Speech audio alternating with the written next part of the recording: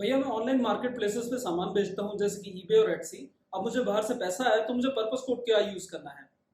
Sir मैं online gaming platform से पैसा कमाता हूँ। अब मुझे अपना पेमेंट निकालना है तो पर्पस कोड क्या होगा मेरे लिए सही? हेलो गाइस, मैंने एक चीज नोटिस की है अपने चैनल पर। जितने भी मेरे भाई बंधु यहाँ पर आते हैं जो भी कमेंट्स डालते हैं, स्पेशली जिनका पेपल से रिलेटेड क्वेरीज हैं, वो पर्पस कोड के बारे में हमेशा डाउट में रहते हैं।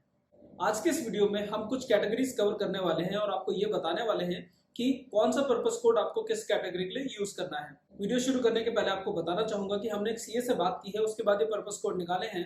बट इन केस आपको थोड़ा सा भी डाउट हो या फिर फॉर सेफ कीपिंग आप एक बार खुद भी किसी सीए से बात कर सकते हैं और सही पर्पस कोड की जानकारी उनसे ले सकते हैं। सबसे पहले बात करते हैं पर्पस कोड क्या होता है। देखिए, जब भी आप फॉरेन से पैसा मंगाते हैं तो भारत सरकार या आरबीआई आपसे एक सिंपल चीज पूछती है कि आपने ये पैसा क्यों मंगाया है। ये होता है पर्पस कोड। और उन्होंने एक बड़ी ही लिस्ट जारी की हुई है जिसमें हर टाइप के अलग अलग ट्रांजैक्शन या अलग अलग रीजन है जिनसे आदमी पैसा मंगा सकते हैं बाहर से, या बिजनेसेस पैसा मंगा सकते हैं। तो किसके लिए उनको क्या पर्पस कोड यूज करना है।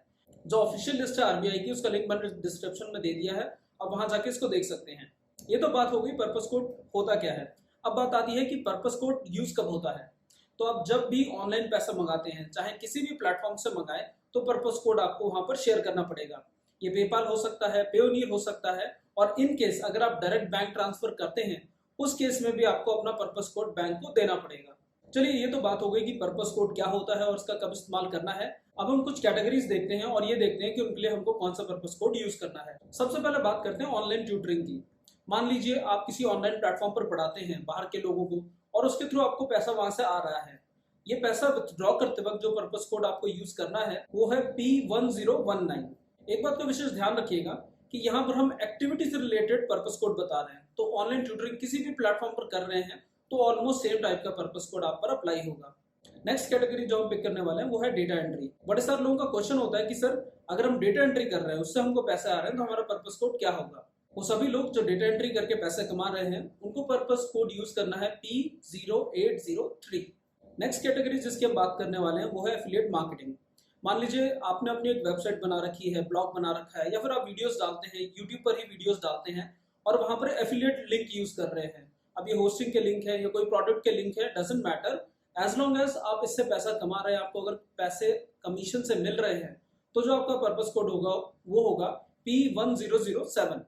अब बड़े सारे लोग डाउट कर जाते हैं कि सर P1007 तो हम अगर लोगो डिजाइन सर्विस करते हैं तो उसमें भी यूज होता है, तो फिर ये कई सारी मार्केटिंग रिलेटेड एक्टिविटीज पे यूज होता है। तो इसमें डाउट मत करिए, और इन केस आप एफिलिएट मार्केटिंग कर रहे हैं तो ये पर्पस कोड आपके लिए ठीक रहेगा।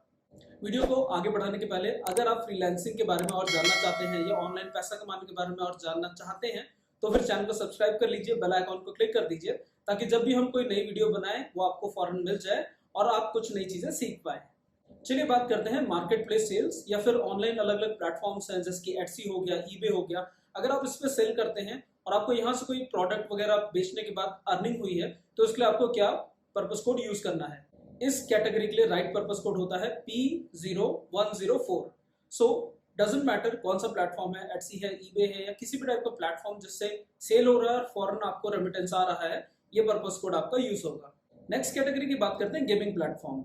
अब मेरे कई सारे दोस्त ऑनलाइन गेमिंग करते हैं, वहां से उनको कुछ इनकम होती है, तो वो इनकम निकालते वक्त कौन सा पर्पस कोड उनके लिए सही रहेगा। तो इसका सही जवाब है P1019। आप अगर गेमिंग से पैसा कमाते हैं तो पर्पस कोड आप लिए ठीक रहेगा। अब बात आती है वीडियो एडिटिंग की।